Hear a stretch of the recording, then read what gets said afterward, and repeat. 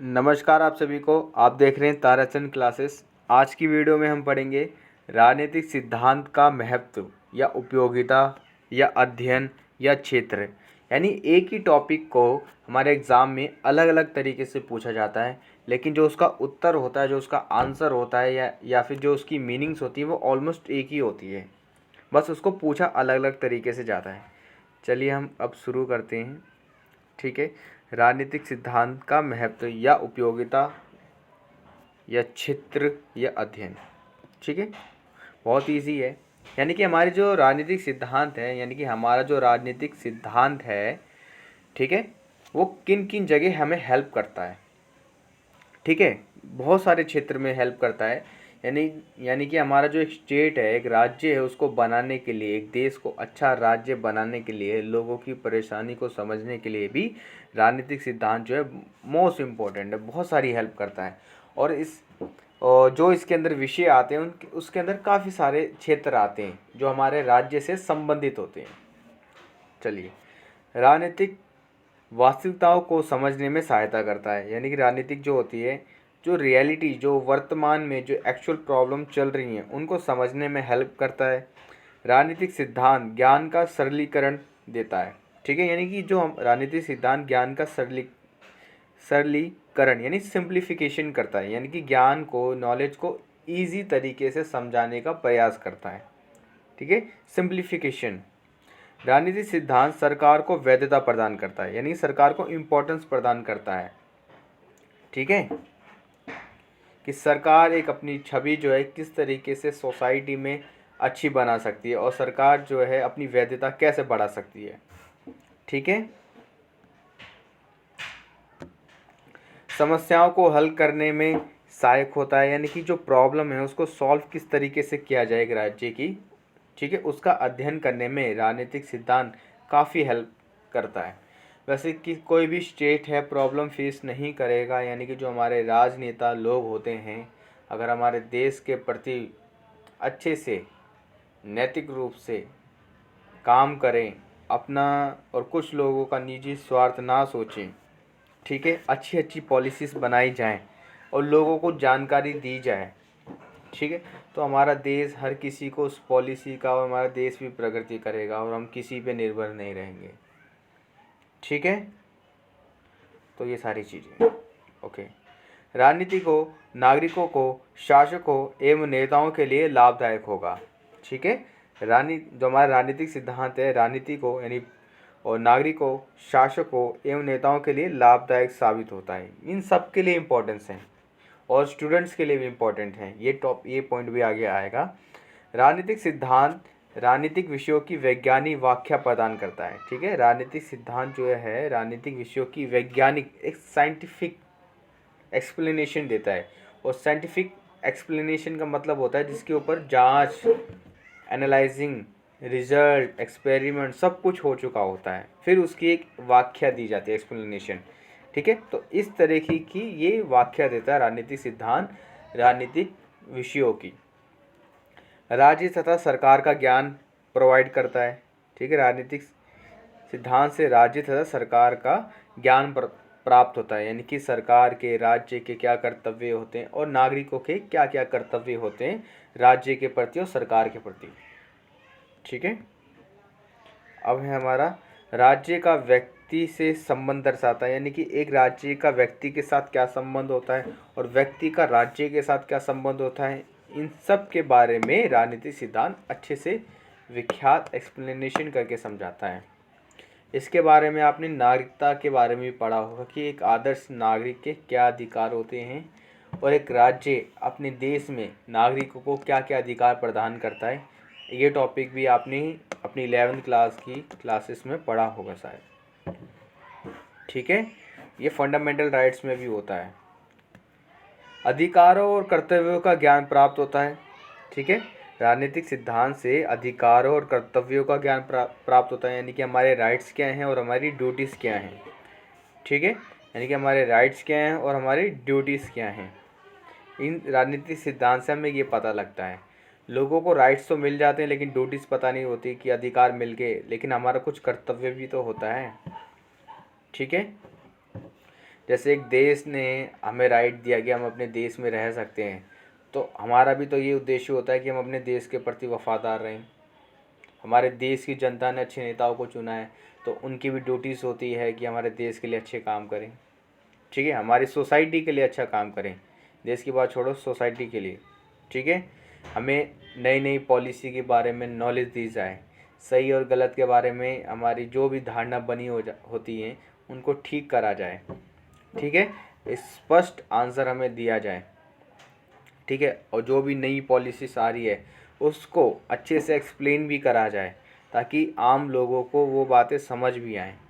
अगर कोई लोग हैं जो अपनी पॉलिसी को अच्छे से सोसाइटी में समझा नहीं पा रहे हैं, तो वो पॉलिसी बेकार होती है कहीं ना कहीं।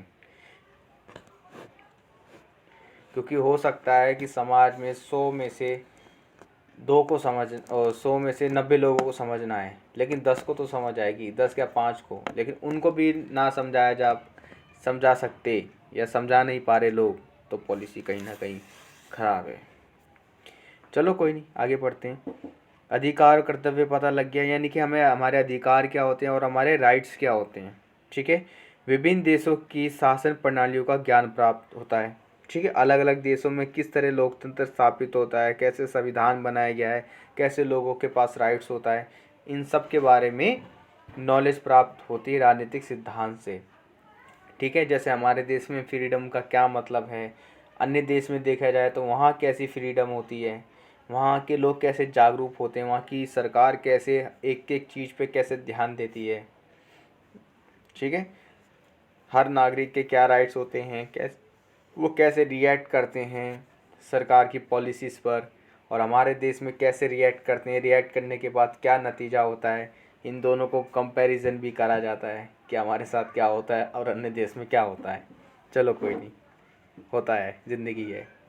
लोगों में जागरूकता उत्पन्न हो कराता है, ठीक है। राजनीतिक सिद्धांत जो है लोगों में जागरूकता, अपडेट्स, ठीक है, लोगों को सही और गलत में क्या करता है, फ़र्क नज़र करवाता है। इसलिए हम कहते हैं एजुकेशन मोस्ट इम्पोर्टेंट, ठीक है। वो एजुकेशन नहीं होती जो आपने पढ़ी और एक एग्ज़ाम पास कर लिया बस, और कुछ नहीं, वो एजुकेशन नहीं होती, क्योंकि आपने सिर्फ एक पेपर पास करा है, उसका मीनिंग नहीं समझा है। इसलिए आप अगर हर शब्द का मीनिंग समझोगे तो आपकी जो एजुकेशन वो मोस्ट इम्पोर्टेंट हो जाएगी, वो आपको लाइफ में कहीं ना कहीं हेल्प करेगी।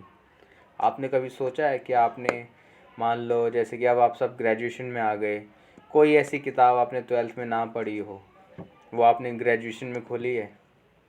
चलो ग्रेजुएशन की बात हटाओ, जैसे कि आपने 8 क्लास में हो या 6 स्टैंडर्ड में हो, या आपने कोई ऐसी किताब में, मान लो 6 स्टैंडर्ड में आपको स्कूल से फ्री में बुक्स दी जाती हैं, गवर्नमेंट सेक्टर में तो होता ही है, ठीक है। स्कूल में फ्री हमें भी मिलती है भाई, हम भी गवर्नमेंट सेक्टर से ही पढ़े हैं, तो स्कूल से फ्री में किताबें मिलती हैं, ठीक है। कोई ऐसी किताब हमने ना पढ़ी हो, सोचा हो कल पढ़े कल पढ़े, कल कल करके सीधा हम 8वीं 9वीं 10वीं 11वीं 12वीं में आ गए, तो वो किताब कभी नहीं खोली होगी।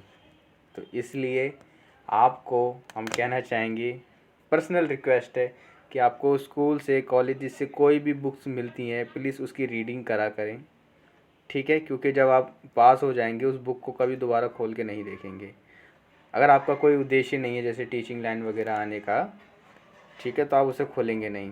अगर आप पास हो जाओगे तो कोई फ़ायदा नहीं है, इसलिए बुक्स पढ़ लिया करो, अच्छा होता है पढ़ना। ऐसी बोल रहा था मैं। चलो आगे पढ़ते हैं अपना।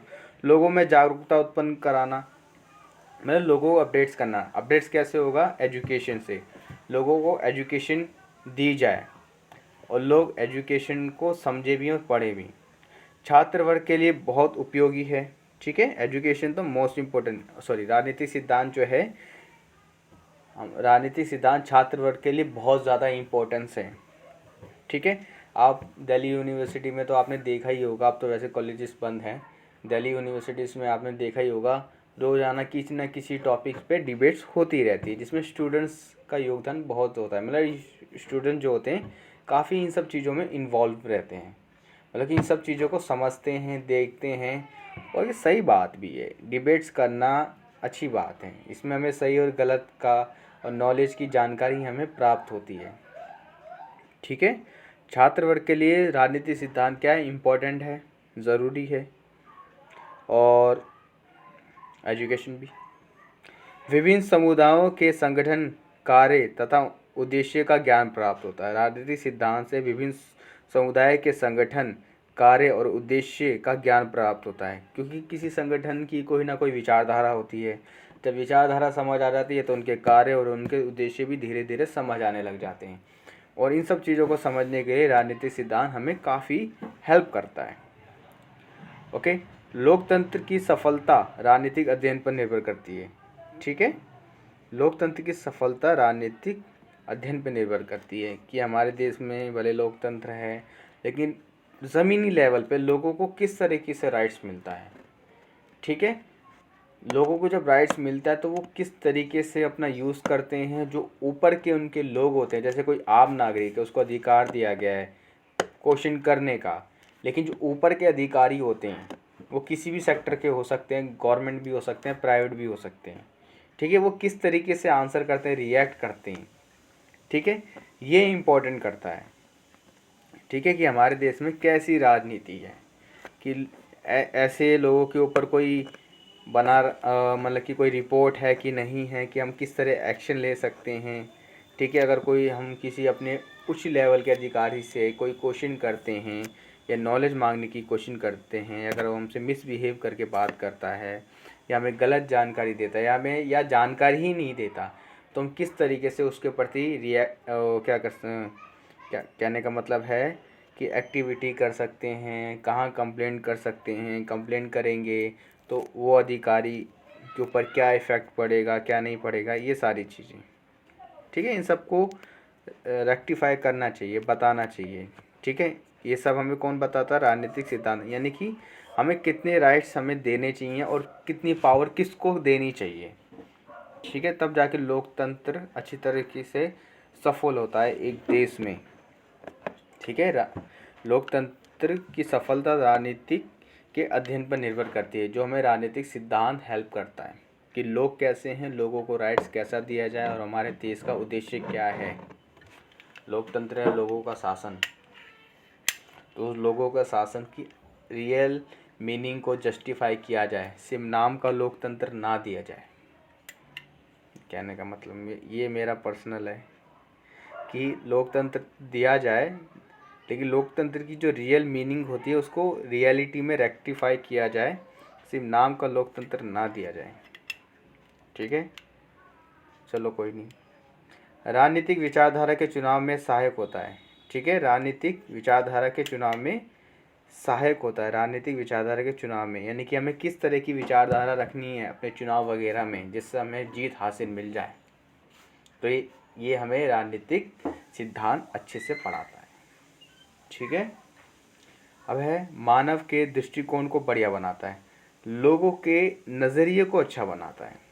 ठीक है, कहने का मतलब ये है, अगर हम किसी आम नागरिक से पूछें कि आप राजनीति को किस तरीके से देखते हो, ये हमेशा क्वेश्चन आता भी है वैसे, कि राजनीति को आम लोग किस धारणा से देखते हैं।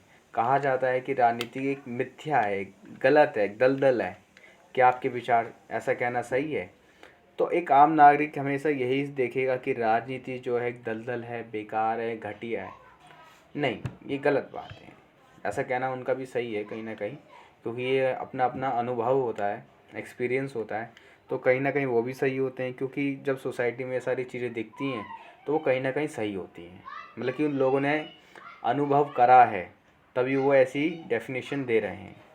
जब तक देखा ही नहीं होगा तो किसी ने ऐसी डेफिनेशन दी नहीं होगी। ठीक है, तो अगर हम राजनीति को, यानी कि जो राजनीति होती है, यानी जो चुनाव होता है, इसकी रियल मीनिंग को पढ़ें, फिर उसके उद्देश्य को समझें, तो हमारा राजनीति के प्रति दृष्टिकोण बदल जाएगा। हम राजनीति को उस तरीके से गलत बोलते हैं, कोई पर्सन है वो इलेक्शन करके जीत गया, जो उसने प्रॉमिस करे थे, जो सोसाइटी के लिए उसके कर्तव्य बनते थे करने के लिए, वो उसने नहीं करे, तो हम एक नॉर्मल पर्सन क्या कहता है कि राजनीति खराब है, घटिया है। राजनीति को खराब मत कहो, उस पर्सन को खराब कहो कि वो कैंडिडेट बेकार था। ठीक है, जिसने फेक प्रोमिस करे और बैठ के आराम से सोसाइटी के प्रति उसने कोई काम कर्तव्य नहीं करा, तो वो पर्सन खराब है, राजनीति खराब नहीं है। अगर राजनीति खराब होती तो लोग नहीं आते इसमें। राजनीति बढ़िया है, देश के प्रति हम कुछ अच्छा काम करना चाहते हैं तो हम राजनीति के थ्रू कर सकते हैं। ठीक है। पर आदमी खराब होता है, पर्सन खराब होता है, राजनीति खराब नहीं होती। इसलिए हम राजनीति सिद्धांत अगर हम पढ़ते हैं, ठीक है, यानी कि हमारे नागरिक कर्तव्य हो गए, इन सबको हम पढ़ते हैं तो हमारा जो दृष्टिकोण है वो बदल जाता है, ठीक है, जिससे हमारी जो मिथ्या धारणा हमारी राजनीति के प्रति बनी रहती है वो थोड़ी सुधर जाती है। आई होप आपको समझ आया होगा मेरी बात। अब हम पढ़ते हैं ये वाला पॉइंट। राजनीतिक सिद्धांत से अच्छे राजनीतिक दलों के निर्माण में सहायक होता है, ठीक है।